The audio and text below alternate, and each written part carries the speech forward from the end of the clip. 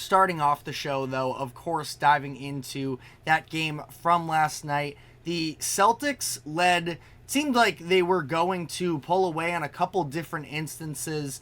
Now, from the first minute, we saw the 12-0 run that the Celtics came out to. Pacers respond, end up bringing it close by the end of the half. And then in the second half, once again, in the third quarter, it looked like the Celtics were going to pull away. They were constantly attacking the rim, but specifically in those non-Tatum minutes down the stretch of the third quarter, the Pacers made it close once again. And finally, in the fourth quarter, the Pacers actually had the lead based off of the Celtics offense getting extremely stagnant. Jayson Tatum and Jaylen Brown both really tightened up. It was Drew Holiday, actually, that was sort of keeping them in this game. But the Pacers became the first team in NBA history, NBA playoffs history, that is, to lose a game while up by 3 or more in the final 10 seconds. And it just feels like this is a game the Pacers had to have, both just for the sake of it was firmly in the grasp of their hands, but it could have also massively swung this series altogether. And instead, it ends up as a disappointing overtime loss. Now, of course, biggest moment of the game was Jaylen Brown knocking down the corner three that tied the game and was able to send it to overtime. LeBron James commented on the play on social media, which had a lot of people talking about that one specific play and the idea of the Pacers not fouling when they were up by 3 points in those closing seconds. Don't give the Celtics a chance to tie the game. Now, I do think that people are sort of talking about the philosophy, which I do agree with. As a fan, I always want to see the game play out, but if I were a coach, I would absolutely always default to not letting the opposing team tie up the game.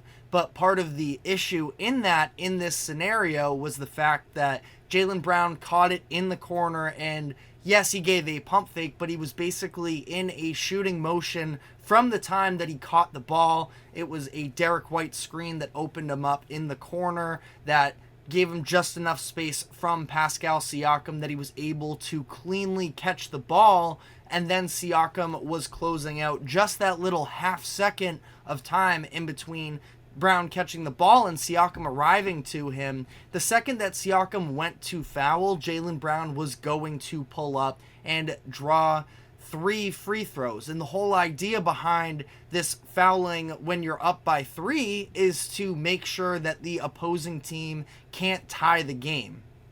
And ultimately, the Celtics were going to get 3 free throws out of this situation. Now, Jaylen Brown has struggled from the free throw line all season, and then that has led into the postseason where he's shooting just 62% from the free throw line. So if that is your argument that you would be more comfortable with putting Brown at the line, I can't say you are wrong necessarily, but I also thought that Pascal Siakam had a really good contest on the play. Now, yes, his hands could have been up maybe, and he could have, but he was all up in the grill of Jaylen Brown anyways and forced him to hit an extremely difficult fadeaway shot from the corner with the pressure on the line. I can't necessarily beat up Rick Carlisle for not fouling in that instance. Now, the use of timeouts, I think, was the bigger misdeed from Rick Carlisle in not calling timeouts down the stretch there, where the Pacers turned the ball over twice in the final 30 seconds. The biggest scenario, I thought, where Carlisle should have stepped in was on the Tyrese Halliburton inbound on the side where he ends up throwing it to Pascal Siakam, sprinting full speed back towards his own baseline, where even then it would have been a little bit of a tricky situation where you have a non-primary ball handler in Siakam getting trapped on the side of the court, where it would have just been dicey there even if they had gotten that inbounds. But again, this felt like down the stretch of the fourth quarter, the Pacers really did give this game away, and ultimately it took a heroic shot by Jaylen Brown to end up sending this to overtime. And then from there, Jayson Tatum, it feels like we've seen this time and time again, really. The fact that he's sort of setting himself up for some degree of slander from the national media, even though he had a very good game, I thought, last night. The fourth quarter, we saw him and the Celtics offense tighten up, which is a very common recurring theme with them. And it seemed like Tatum was going to be the number one target for the national media coming into today, but then he was incredible in overtime, and he posted a really good stat line. And again, I know that the fourth quarter wasn't good for him, but on the night as a whole, I thought he was really impressive. He finishes this game with 36 points and 12 rebounds. The rebounding aspect of this game we'll be getting to shortly, but given the fact that there is no Kristaps Porzingis and how aged Al Horford clearly looks right now, those rebounds are significant, especially because the Celtics were getting hurt by those offensive rebounds down the stretch of this game in the third and fourth quarters. But I think that ultimately here, it was a great team effort because Jayson Tatum, he was incredible by himself. I would have liked to see him be a little bit even more aggressive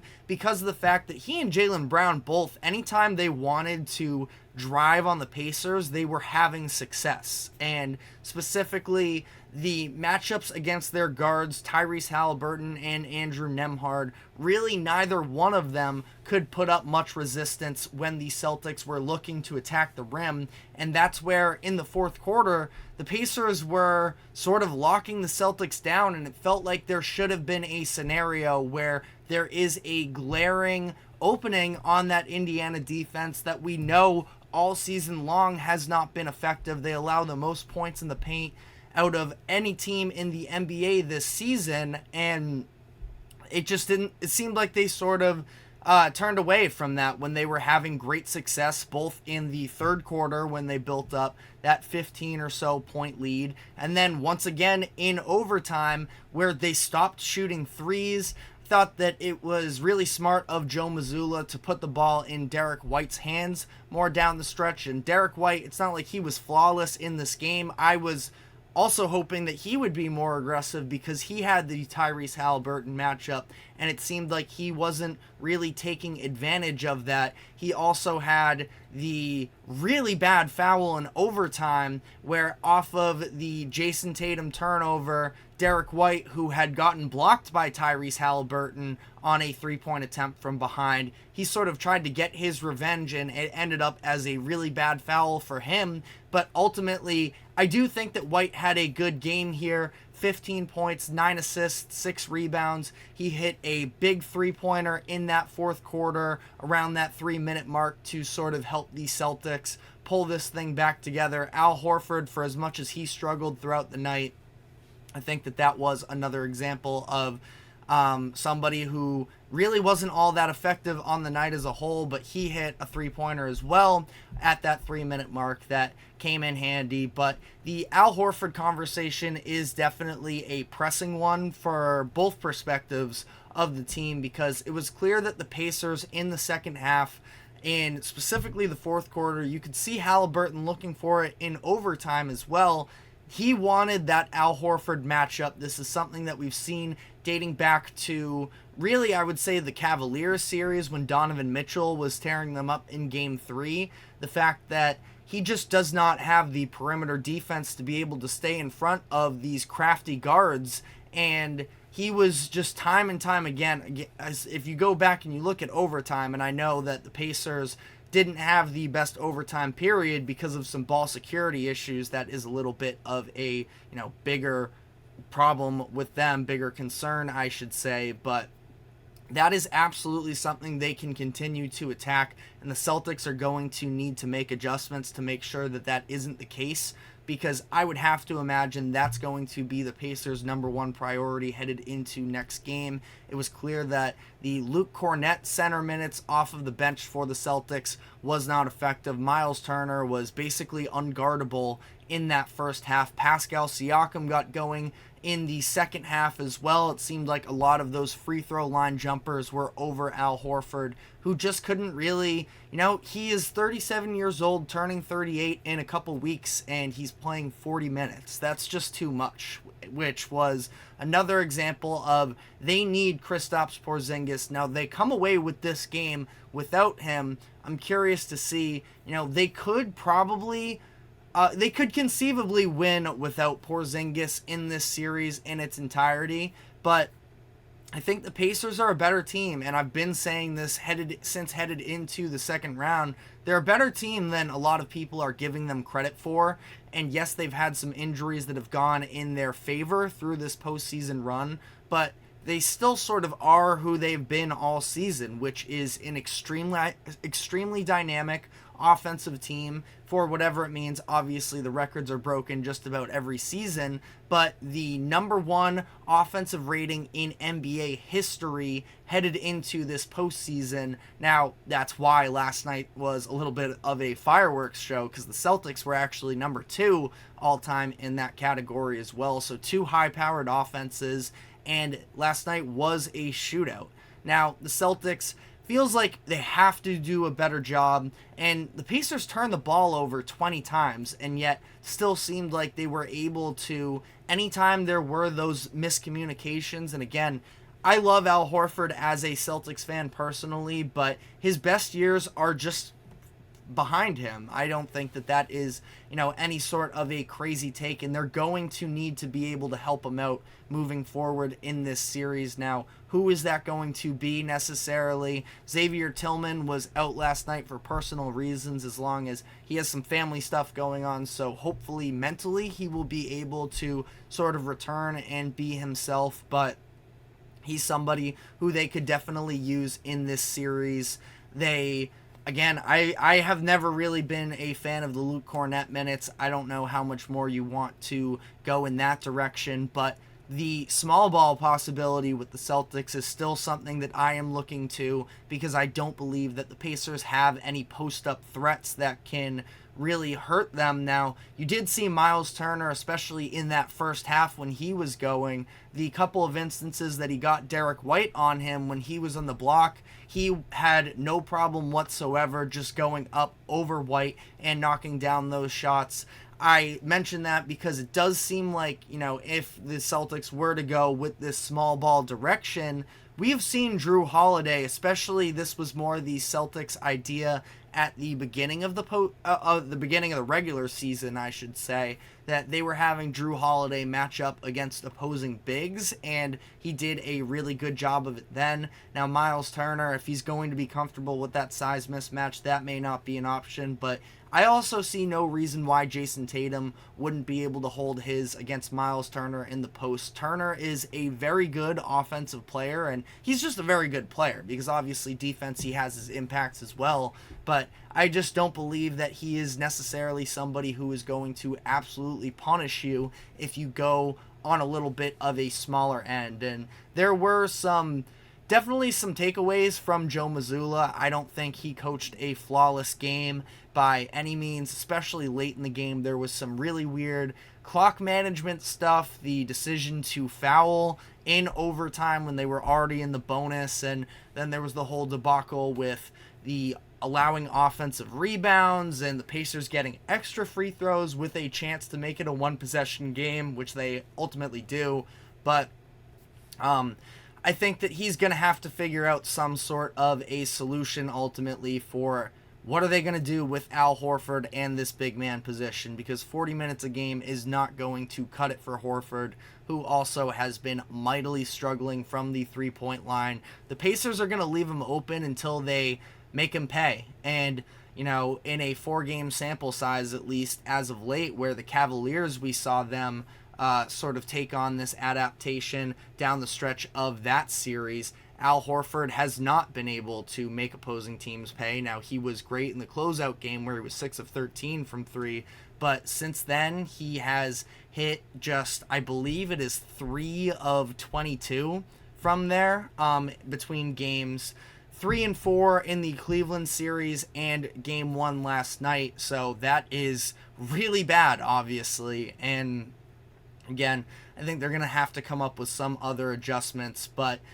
it seems like this does really hurt the Pacers because, like I mentioned, this was a young team, and by no means do I think they're going to roll over, but there would have been an extra level of confidence that would have been instilled in them if they were able to win this game and head into a second game in Boston with a 1-0 series lead. We know that they are still undefeated at home as well, so it seems like they could have conceivably built up a potential 3-1 lead. Now, obviously, that's getting way ahead of ourselves, but I think that's a very deflating loss for Indiana because they just kept giving the Celtics these opportunities to stay in it in the fourth quarter where the Celtics weren't able to come through their first couple chances, and then ultimately 2 turnovers later, the Celtics hit an improbable shot, and this ends up going down as a Celtics win. But let me know what your thoughts were in the comments section. I think there is a ton to unpack in this series, and we're going to continue to do so as it progresses. But Pacers, in my eyes, showed that they can no doubt compete, and I don't think that, at least for me personally, that was ever all that much of a question. But we have seen the Celtics play. Typically, they give one game away to their opponents where they are sloppier, they aren't shooting as well from 3. This seemed like a game where Pacers really should have come away with it, and curious to see how it's going to impact. Again, I think that Carlisle, as much as he is under a level of scrutiny this morning, I do think that he is still a good coach. There's still plenty of talent on this Pacers team, and they have their identity that they just have to continue to stick to. And if the Celtics defense can't step up, that is, this could continue to be interesting. But again, let us know what your thoughts are in the comments section. But I want to sort of step away from this series in particular, and I'm going to be going through my top 10 players that are remaining in the conference finals. So stick with us through the break, and I will give you my rankings after this quick break.